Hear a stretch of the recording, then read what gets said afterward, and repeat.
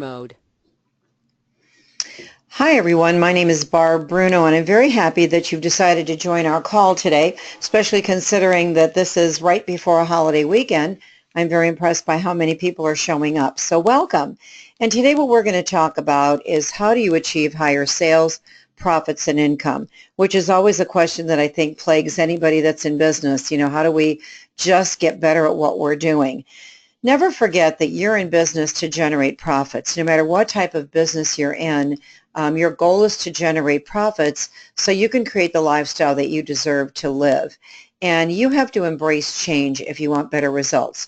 I work with entrepreneurs all the time, and I'm at conferences. I do training inside of companies and consulting. And the one thing that I'm always surprised by is that people want things to change. Most people want more, but they don't make any changes to make it happen.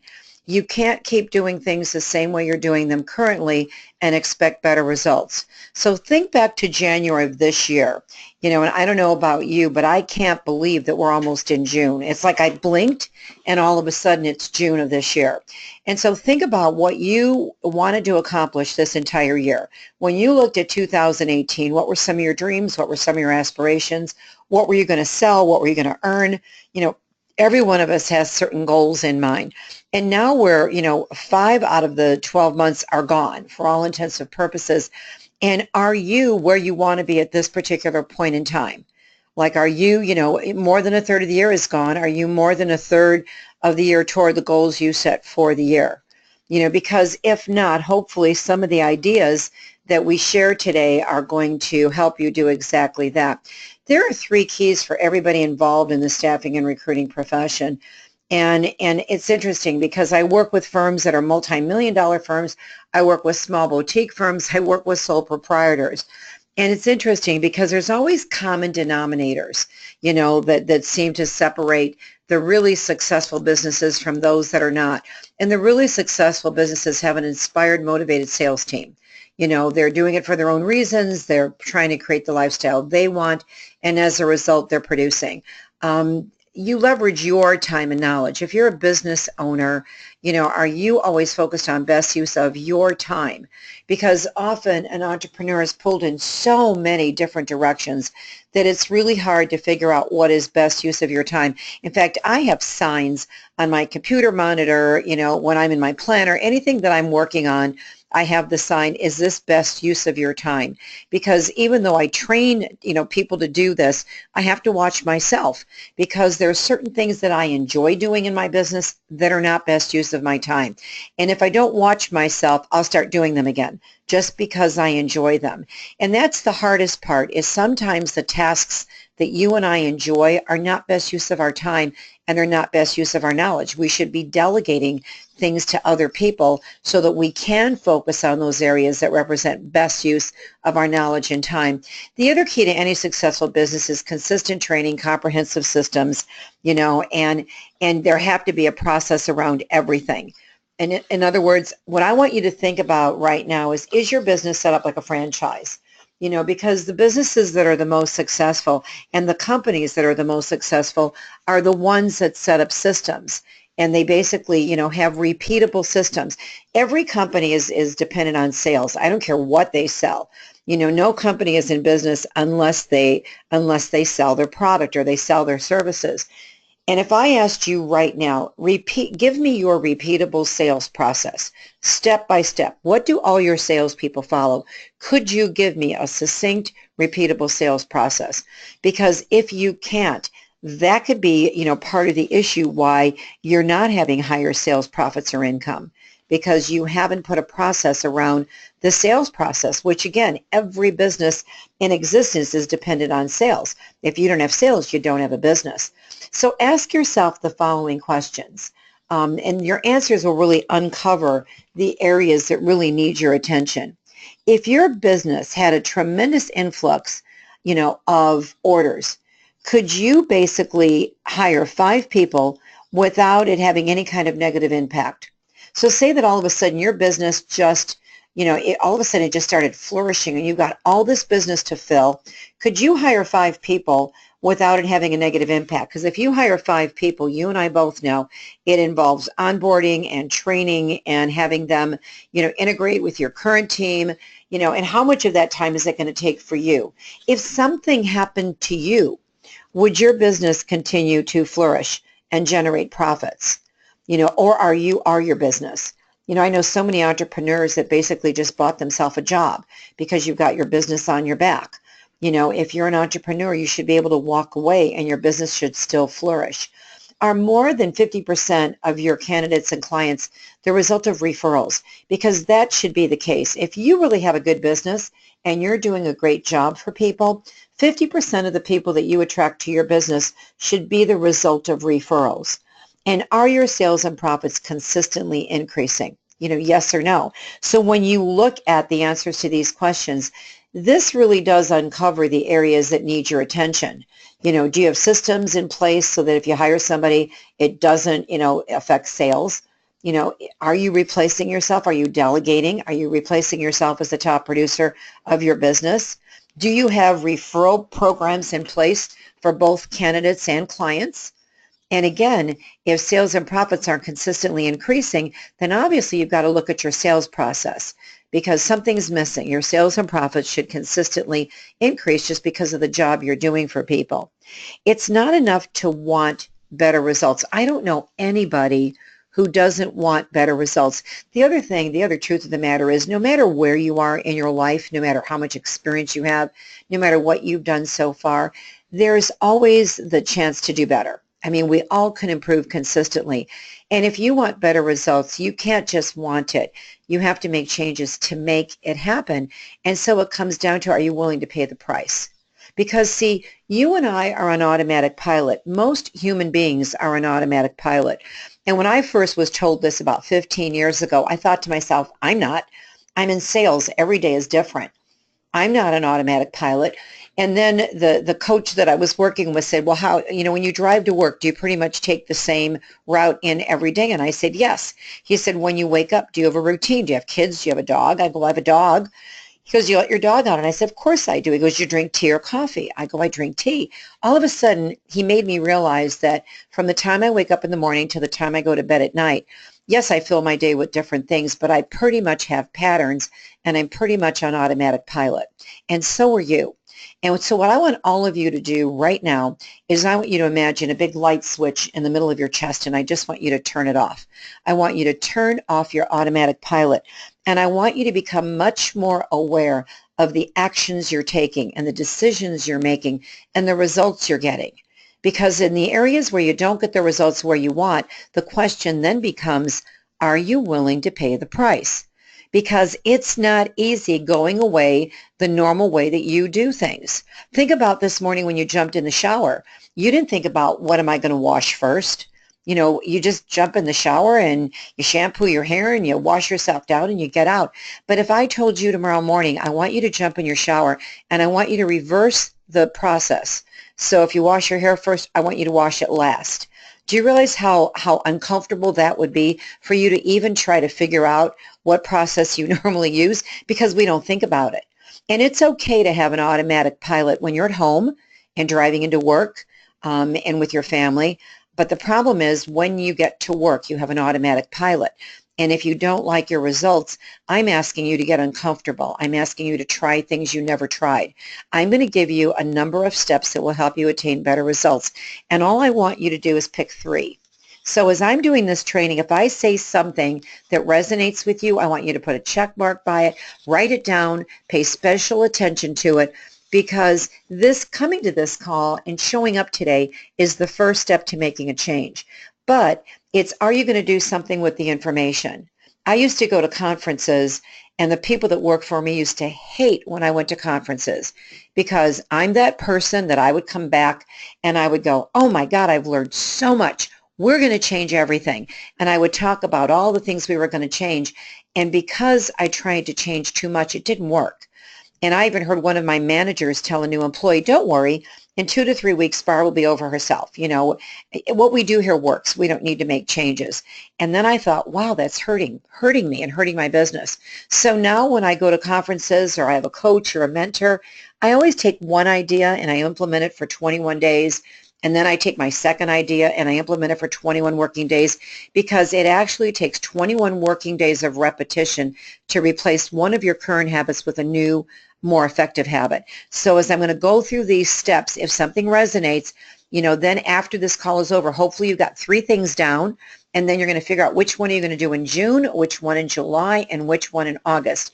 And then just think how much better your 3rd and 4th quarter will be if you consistently implement 3 changes, you know, 1 each month for the next quarter. So let's get into step number 1. You've got to manage by numbers, not emotion. Understand individual stats and ratios. And you've got to know what results are needed every day. If you're still involved in sales, then you've got to know what results you need every day. And you want to add unattained results to the next day. And think about, what were your sales goals for the first 5 months of this year? If you have not hit them, what did you do with them? So if sales were not hit, what did you do with the numbers? Did you just erase them at the end of the year? Because the goals don't go away. Maybe you erase the number that you attained that month, but what happened to the difference between what you said you were going to do and what you actually did?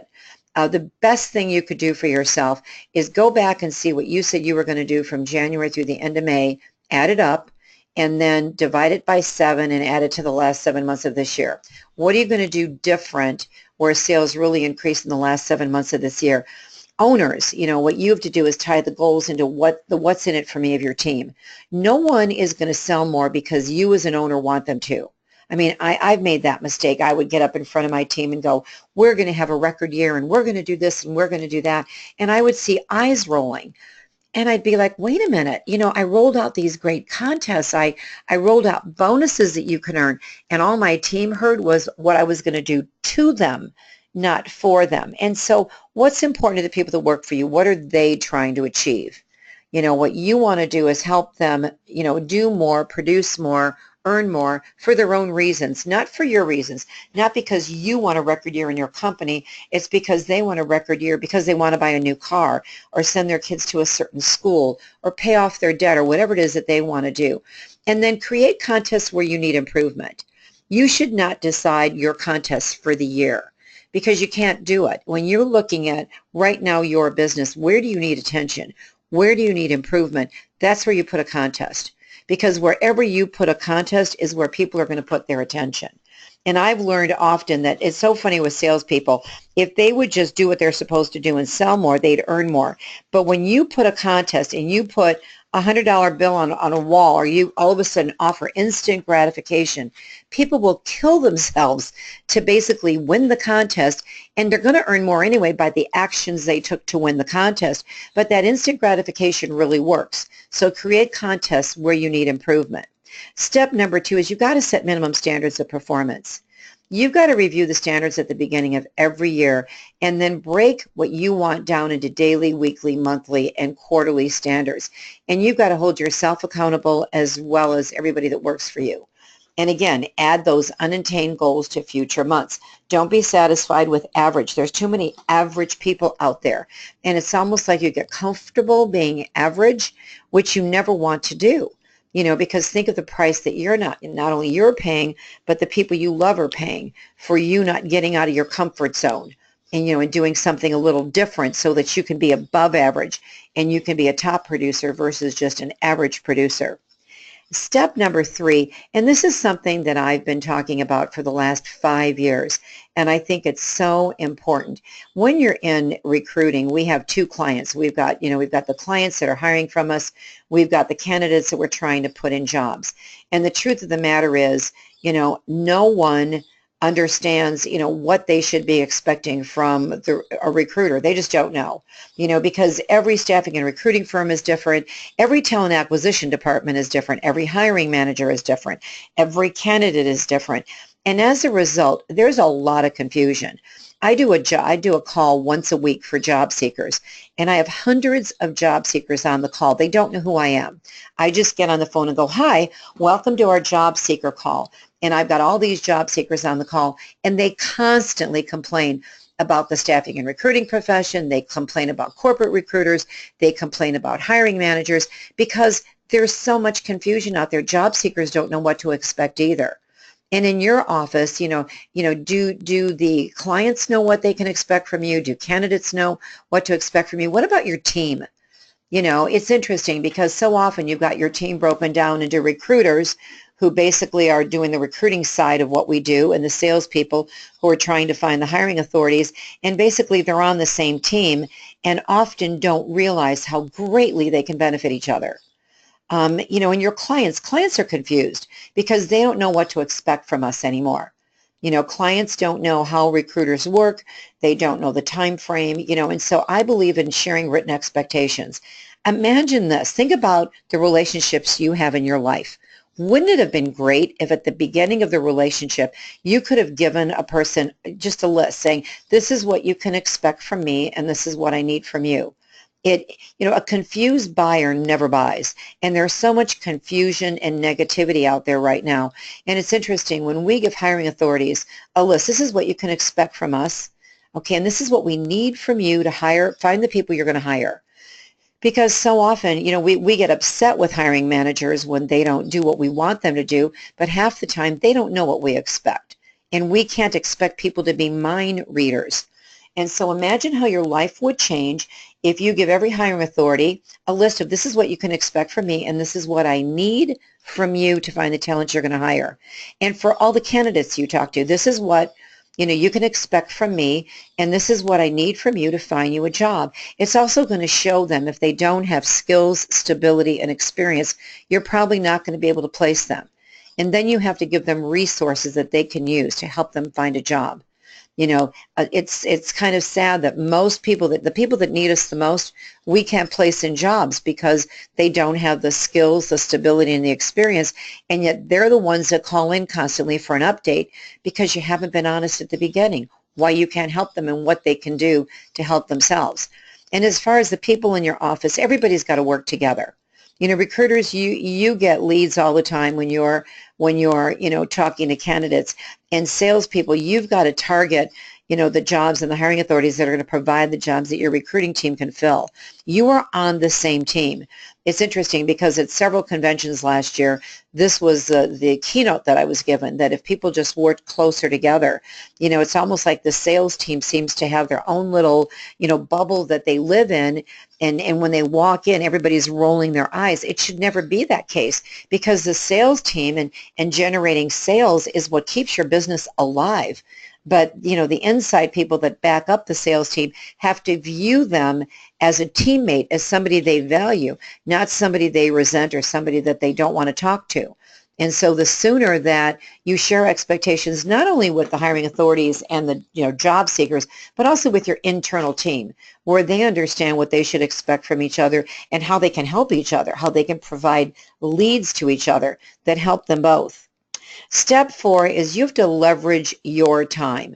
20% of what you're doing provides you with 80% of your results. And think about all the things you do that are not best use of your time. That's why I said put that little note everywhere you can see it. Is this best use of my time? Is this best use of my time? And the reason is, imagine what would happen if what you're best at, that 20% where you're really great, if you spent most of your time doing that 20%, whatever it is. You instantly, the title of this is How Do You Achieve Higher Sales, Profits, and Income? If you spend your time where you're best, where you're the most talented, you're going to get better results. And every one of you, 20% is giving you 80% of your results, just like 20% of your sales team gives you 80% of your sales, or 20% of your clients give you 80% of your business. That 80-20 rule works in just about every scenario. You're only using 20% of what's on and around your desk. Clean it up. Clean up your work area so you're not wasting time looking for things. And I believe in a weekly review. I think if you do this weekly review, and again, I'm sort of giving you 2 ideas in step 4. One is to leverage your time, identify the 20%. But another idea is to basically conduct a weekly review every Friday. And every Friday, all I want you to do is on your Outlook calendar, section off 30 minutes every Friday afternoon, where you're going to stand back, you're going to sit back, and you're going to ask yourself 3 questions. Number 1, what did I do right this week? So what did I do? What was that 20% that I did that gave us any kind of results?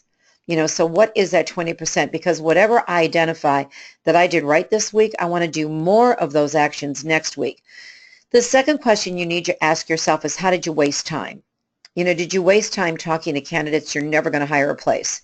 Did you waste time on openings that were Mission Impossible or Purple Squirrels that were next to impossible to fill? What did you do? Did you take personal calls during prime time? Did you do research or sourcing during prime time hours?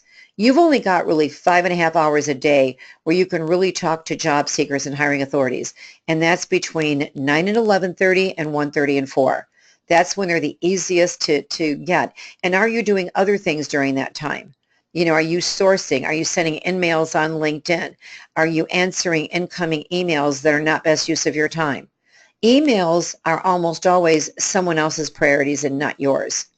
And so when that pops up at the bottom, right on the bottom of your computer, are you clicking on that constantly? And you've got to look at that. How many of those are really best use of your time, and how many of those are just a distraction? And then what you do every week after you notice what you did right and you paid attention to how you're wasting time, and whatever is wasting your time, you make a promise to yourself every Friday afternoon, I'm going to stop doing those things that are wasting my time.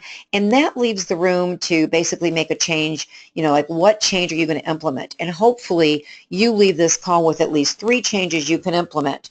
And so every week you want to ask yourself, am I still implementing the change? It takes 21 days of repetition before something becomes your habit, before, a new habit replaces an old habit. And so you've got to do it for 21 repeated days. Step number 5 is offer consistent, repeatable training. You've got to rotate core materials so the same concepts are reiterated. In a recruiting department, I don't care if you're in a talent acquisition department of a large corporation or you're a staffing in a recruiting firm, you have to have the same processes in place. There have to be standardized procedures because, number one, you've got to follow the laws, and so does everybody else that works with you. And you want to consistently train your seasoned recruiters as much as your new hires. It's almost like we hire people, we train them, and then we feel they know the job, and so then we're focused on the new hires when our seasoned recruiters are basically skipping steps because they know who to call, they know how to call, and now they're taking shortcuts and they're not near as efficient. It's so funny, when I do training for really tenured recruiters, the one thing I hear from them all the time is, I used to do that. Why did I stop doing that? Like, why am I not doing that? And there's only one certainty in the recruiting profession, and that's that things are going to continue to change. And what's driving that is technology. Technology has changed our profession forever. What we do today doesn't even resemble what we did 5 years ago. Everything has changed. The basics maybe are still pretty much the same, but other than the basics, everything has changed because people are communicating differently. And for the first time in history, baby boomers are not the majority in the workforce. The millennials took over as the majority in the workforce last year. And the interesting fact is, by 2020, over 50% of the workforce is going to be millennials. That's in less than 2 years. And by the way, millennials welcome the guidance and the training. Where baby boomers would feel they're being micromanaged, millennials like that. They feel that that's the way that they're being acknowledged and they're being rewarded and they're being challenged, to learn more so they can earn more. So you have to really have consistent, repeatable training in place if, in fact, you're going to attract and retain the millennials, and if you're going to be able to interact with them and replace them. And if you want to have increased sales and profits, everybody has to play from the same playbook. Step number 6 is identify mentors, coaches, and accountability partners. Learn from successful people. The best thing you could do, if you're listening to me and you're there with other people, or you've got other people that are trying to achieve more, partner up with somebody and let them know, you know what, I'm really trying to achieve more. I would love to be your accountability partner and have you be mine. Doesn't have to be somebody in the same profession. It could be anybody that is trying to achieve more. And you tell each other, this is the idea I'm doing for the next 21 working days. 21 working days from now, let's call each other and talk about, what went right, what went wrong, the impact, what are the results we got, and then let's come up with the second idea we're going to implement. Because, as adults, we don't get a report card. We don't have anybody holding us accountable. And what happens is, as much as we want to make changes and as much as we want to do better, because we all know we can, when we get stressed out, when things get busy, what do? We go back to our old ways of doing things. That's just human nature. I mean, it's very hard not to do that. The last thing is change the 5 people you hang around with most. If you want to have the biggest impact on your life, change the 5 people you hang around with most. And I don't mean, to ditch your friends. In fact, it was a wealth coach that told me this several years ago. And I said, excuse me, I hang around with my family, my kids, my husband. Am I supposed to not hang around with them? And he just laughed at me and said, no, I want you, Barbara, to think about the 5 friends you hang around with most. In your social life, do they earn more than you, less than you? Are they more successful than you, less successful than you? Are you the teacher or the student? And in every case, I was the teacher. And he said, you've got to find people that could teach you. In your professional life, you've got to find people that are more successful, and you've got to hang around with them, and you've got to learn from them. And so you're not going to ditch your current friends, but who is the most successful insurance person, banker, real estate person? Who do you know that's really, really successful? Because successful people don't have to be in your profession for you to learn from them. They can be in any profession. You just want basically to learn how they got where they got. And they can make connections for you because a very successful person has a network. And so how do you interact with coaches and mentors? How do you basically become or attain the level of success that they have? Step 7 is improve recruiting and sales. You've got to basically in recruiting, you want to add these words from your last place of employment. When we're out there and we're trying to network or recruit and we're asking people for referrals, what do they always say to us? They say, I don't know anybody. Every time you ask for a referral, we get the same response. I don't know anybody. And you and I both know that's not true. Everybody knows people. But they don't want to give you a name because they don't know you, trust you, or like you. Why would they give you a name? But if you add the words from your last place of employment, who is the best engineer from your last place of employment? Who is the best, .NET developer from your last place of employment? Secretary from your last place of employment? They can't say, I don't know anybody, because of course they know who they worked with. The other thing I suggest that you do in the beginning of every single conversation you have, other than your first call, you want to add the words, has anything changed since the last time we talked? We're dealing with human beings every day, and human beings change. Think about your own life. Think about where you thought your life was going and all the major things that happened that just blindsided you, that all of a sudden you're going in a total different direction that you didn't think you were going to go. But because of something that happened, it changed everything. That happens to the people we're working with. We don't know what's going on in their life. And so what you want to do is you want to consistently add, has anything changed, since the last time we talked? And you're going to be amazed by the responses. And often it can totally change what you're doing for a person because their life has changed. Step number 7, what you want to do on the sales side is you want to contact prospects 6 times in 9 weeks. If you're trying to generate new business, it takes 6 contacts for somebody to even remember your name.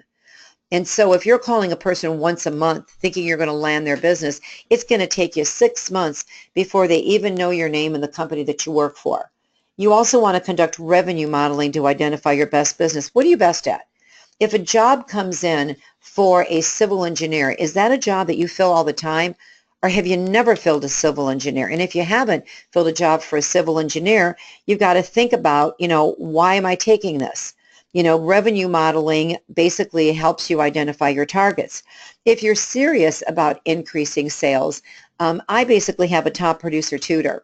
And what that is my brain dump. I'm giving you maybe 5% of what's in the top producer tutor on this particular phone call. Probably not even 5%, more like 2%.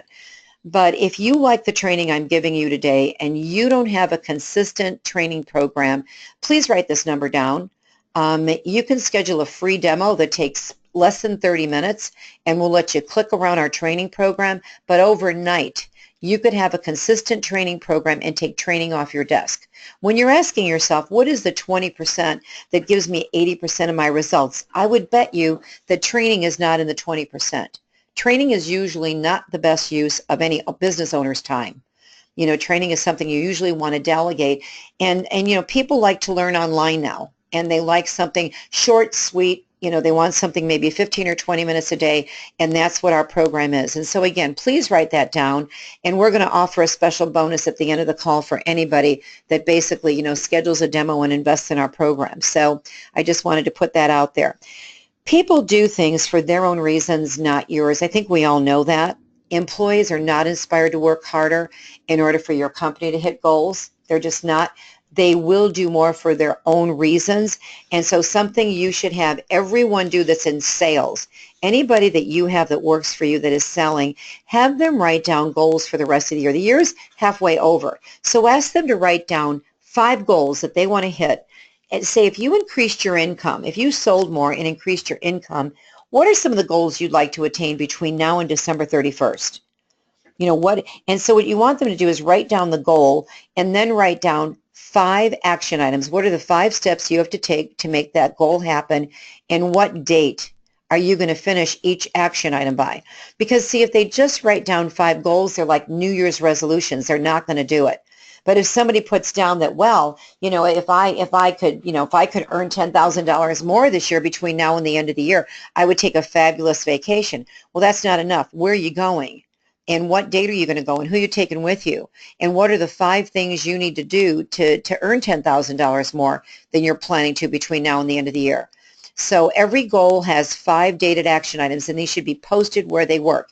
If a person's inside sales, they'll post it by their desk. If they're outside, they should post it in their car. It should be on the mirror where they get ready as they get ready for work.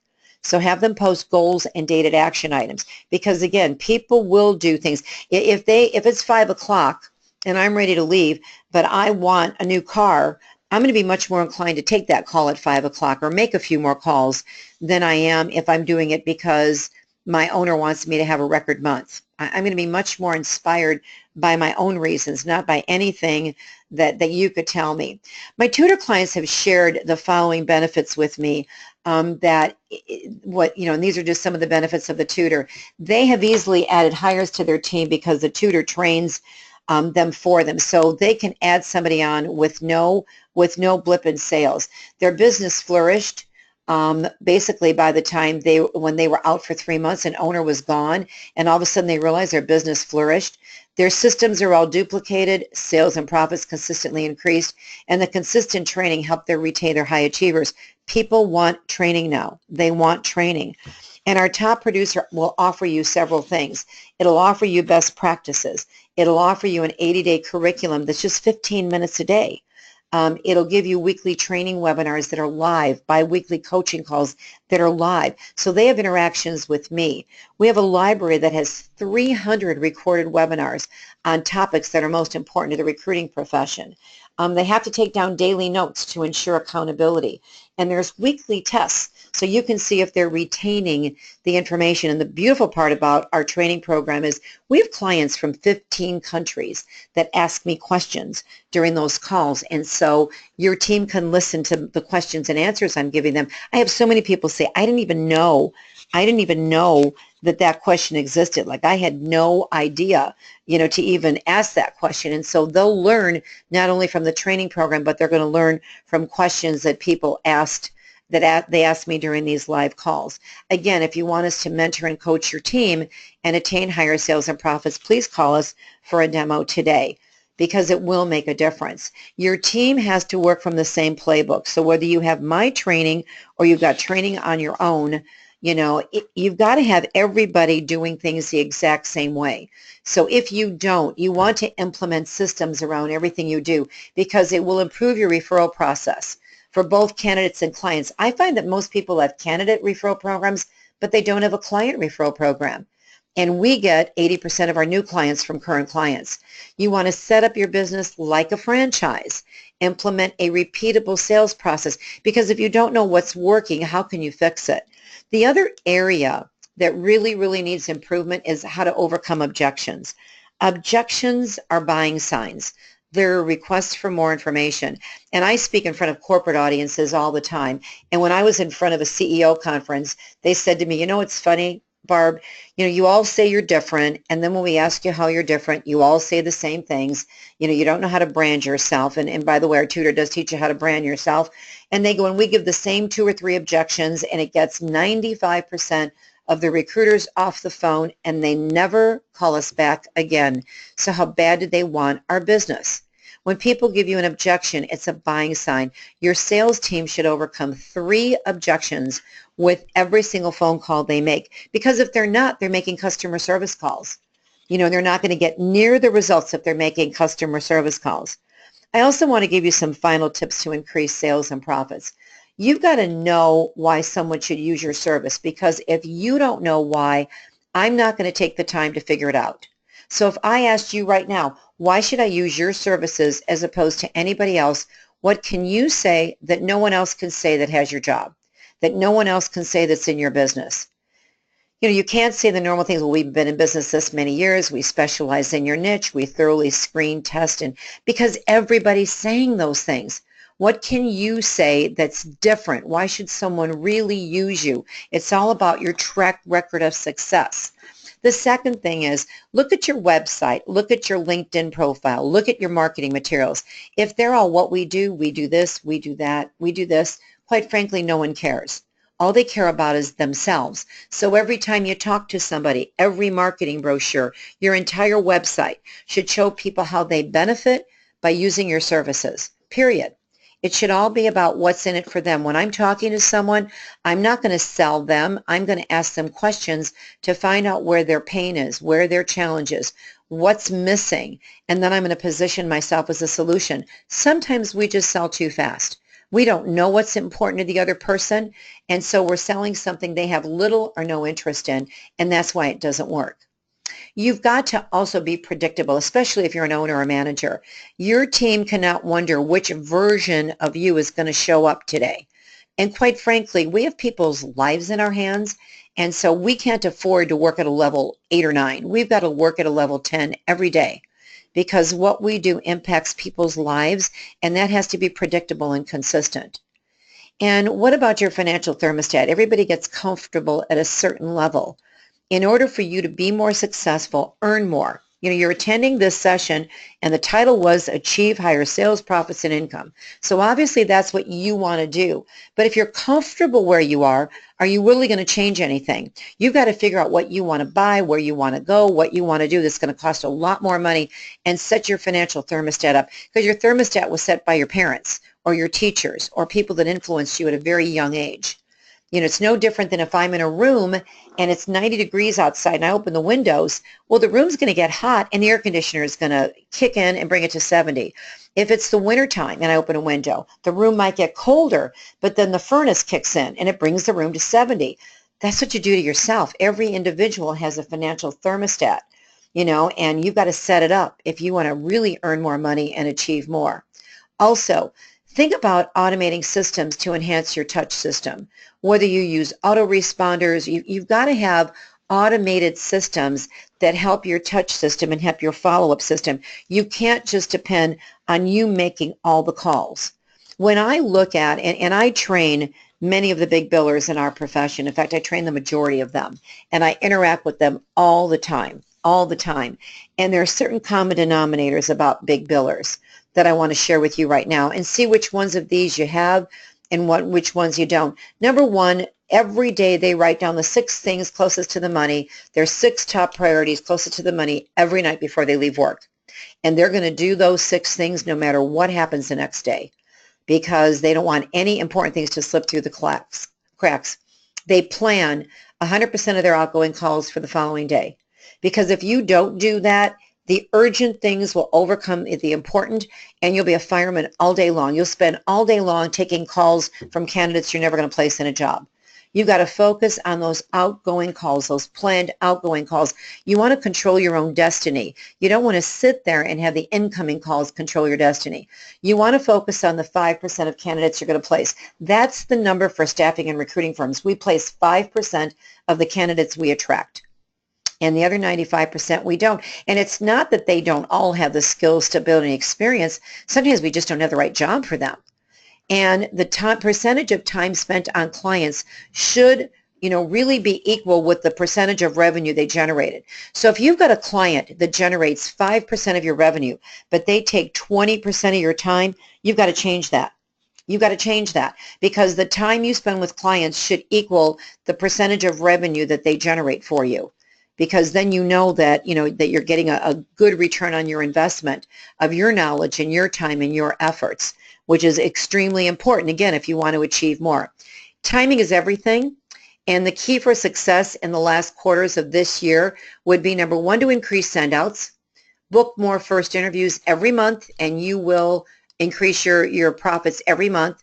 Focus the 85% of your time on your best business, where you can make placements, it's a business you should write, and make one change every 21 working days. Replace some of your old habits with new habits. I guarantee you, if you implement ideas in this webinar, you're going to increase your sales and profits. And one last fact, wait a minute, my screen all of a sudden is not sharing, and so you can't see my screen. I don't know why this happened, but I will try to do that. If you invest in our top producer tutor, one last fact I want to share with you is that our tutor clients who use our program replace old habits with new ones. They make subtle changes that provide immediate results, and they improve top management. And so if you do invest in our top producer tutor, by June 10th, we're also going to give you our strategic management tutor free. And the Strategic Management Tutor is a 26-week program where you don't have to train your managers. It shows you how to work a desk and manage. It shows you exactly what you need to do. And so in addition, we will also give you 5 free seat licenses, to our tutor program. So again, if in fact, you want to schedule a demo, please write this number down, because it's not on the screen. For some reason, my screen froze. And the number is 219-663-9609. Again, the number one more time is 219-663-9609. What I want to do now is open your line for questions, because I have a lot of you on the phone, and since you got access, all you'd have to do is you would have to basically go to the right-hand side where you've got the control panel. And where the control panel is, you see your name, and if you put in a PIN number, you see that little hand, and when you put the PIN number in, what you can do is you can click on that little hand, and that hand can basically, I can unmute your lines and you and I can talk. Or you can go down to the bottom to the question area, and if you go to the question area, then what you can do is you can basically type in any questions, and I will always use your name. If you don't want me to use your name, then just put confidential or anonymous, and I will not use your name. So you can either go one of two ways. You can either, click that hand and I can unmute your lines, or you can go down below and type in a question.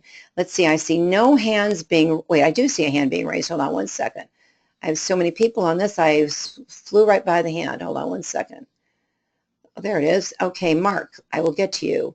Okay, let's see, go to Kevin first. Kevin, I've unmuted your line, Kevin. What is your question?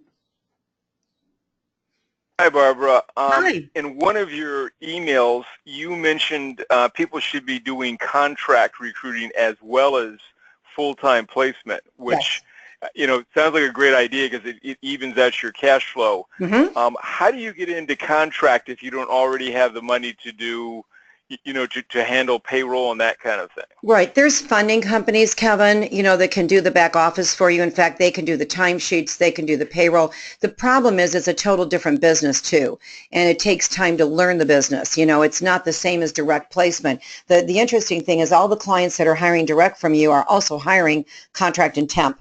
And so it is a very wise thing to add that to your business, but you've got to learn the business as well, because it is a different business, but as far as the funding goes, Kevin, there's quite a few funding companies out there, that do a really good job of doing the total back office. If you send me an email, on my personal email, if any of you want to communicate with me personally, write this down. My personal email is bbruno, so it's BBRUNO at goodasgoldtraining.com. I'm going to repeat my personal email.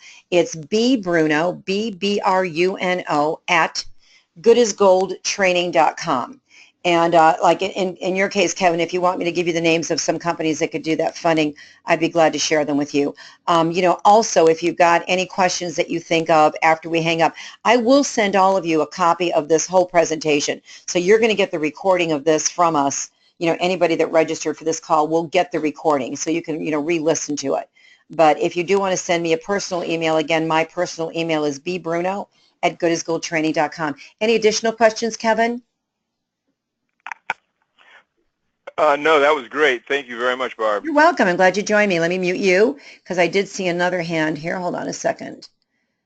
I love when people are brave and raise their hand. Let's see here. Let me get through this whole list and see if there's, I thought I saw another hand. Okay, I do have some questions. Okay, let's see here. Okay, I have one person about the audio, so we know that the audio is working now. Can you repeat your phone number one last time? Yes, I can, because obviously my slide's not up there. The phone number is 219-663-9609. You say you're in multiple countries. This is from Pat. How many students have you put through the tutor? We've had in excess of 25,000 people go through our tutor. And the reason I developed it, just so all of you understand, is I was always in-house doing training for people, and then they'd bring me back. They'd want me back once a month, once a quarter. And, you know, it was, I can't do that. You know, I've got a business to run. And so I did a brain dump. I took everything I learned and put it in the tutor, plus I upgraded every single week. I'm doing training live every single week. And so it's constantly being upgraded and updated. And so that's why, you know, that's why I developed it. It's web-based. You can access it 24/7. All you need is internet access. And that's all you need to access the training. Will it really only take 15 minutes a day? This is from Jeff. Yes, it'll take you 15 to 20 minutes a day, because I don't want training to take over working a desk, you know, and I definitely understand that. Barb, do you do niche training? The tutor is not niche training. It teaches you how to do the job. You would still have to train in your niche, because I have a tremendous amount of niches that use my training. I do a lot with IT firms because I developed a certification program for TechServe Alliance, and so a lot of their members use my training, and that's IT, but I have just as many people that do accounting and finance and office clerical and light industrial. I train everyone, so it's not niche training. You would have to do the niche training on your own. What are some of the trends you see? This is from Judy. Trends are all in your favor. I want you to write these down, okay? 82% of the human race hates their job. It's the highest dissatisfaction worldwide that we've ever seen, and 82% is for Canada and the United States, but other countries are pretty close behind us. So 8 out of 10 people will make a change in their job if given the opportunity. They don't like their job. Baby boomers are retiring 1 every 6 seconds. They make phenomenal contractors. Phenomenal contractors. And I am soon going to be launching a tutor because I've got, just like, you know, I was asked by Kevin, so many people are asking, how do I get into the contract business? So what I'm doing right now is I'm actually creating a tutor. How do you get into the contract business? How do you get into the temporary business? Because it is different. And then how do you get into the direct business? Because temp firms want to do that. So those tutors will all be out in the next 60 to 90 days. If any of you want to be put on a mailing list, just send your name to support@staffingandrecruiting.com or call the number that I gave you, that 219-663-9609. Say you'd want to be on a waiting list, so when we do launch them, we always launch things at a cheaper price too for the first 90 days. So if you're interested in that, just call us and we'll put you on a waiting list. But, you know, that's another big trend. I mean, your baby boomers are retiring. They make great contractors. Millennials are taking over, and millennials will change jobs. I was at an ERE conference with all talent acquisition professionals, and it was interesting because the stat they gave us was that millennials will change their jobs 14 times by the age of 40, and they're graduating at between 22 and 24 years old. So think about that. 16 years, 14 jobs, and they'll have 3 career changes.